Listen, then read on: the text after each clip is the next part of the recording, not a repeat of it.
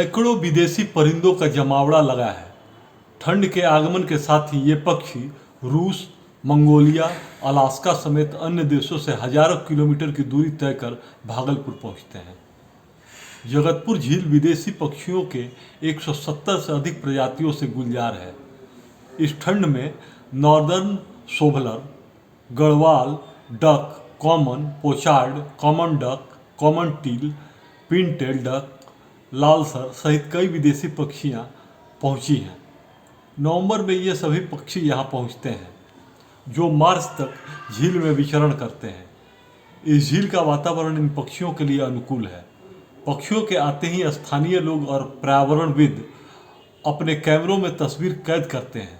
शीतकाल में जब इन पक्षियों का मूल प्रवास बर्फ से पूरी तरह ढक जाता है, बर्फीले तूफान चलने लगते हैं, तो वहाँ इनका जिंदा रहना मुश्किल हो जाता है।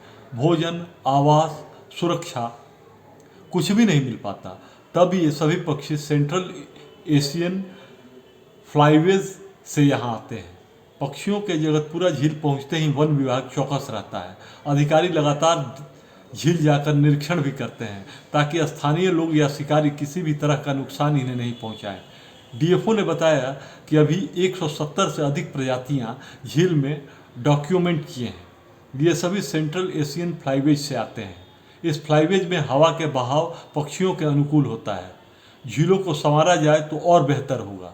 जलकुंभी से पक्षियों को ज़्यादा परेशानी होती है। हालांकि वो प्राइवेट लैंड है तो भी अभी उस पर काम नहीं हो रहा है। जगतपुर देखिए लगभग 70 हेक्टेयर का एक वेटलैंड है, जिसको झील बोलते हैं लोकल लैंग्वेज में, जहाँ पे तरह तरह के कछुए, बहुत सारे birds, insects, butterflies, dragon flies जिसको हिंदी में व्याघ्र पतंग बोलते हैं, ये सभी वहाँ पे इनहैबिट करते हैं। तो ये इकोसिस्टम या बायोडाइवर्सिटी पर्सपेक्टिव से एक बहुत इंपॉर्टेंट वेटलैंड है, नॉट जस्ट फॉर भागलपुर पर बिहार के लिए। तो इसीलिए इसको संरक्षण करने की ज़रूरत है। अब जगतपुर जो वेटलैंड है वो प्राइवेट लैंड और गवर्नमेंट लैंड पार्सल्स दोनों को मिला के ये वेटलैंड है।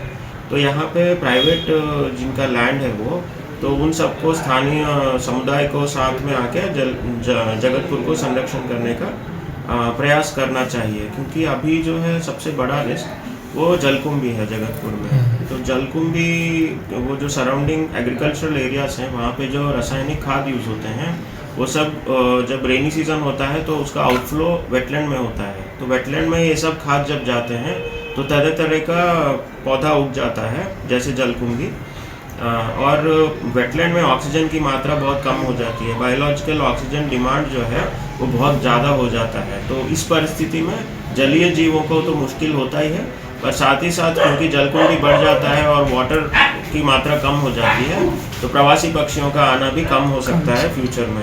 तो इस रिस्क को एड्रेस करने के लिए हमको सबको मिलके, स्थानीय समुदाय को मोर इम्पॉर्टेंटली, क्योंकि ये प्राइवेट लैंड है, सबको मिलके हमको जलकुंभी हटाने का प्रयास करना है।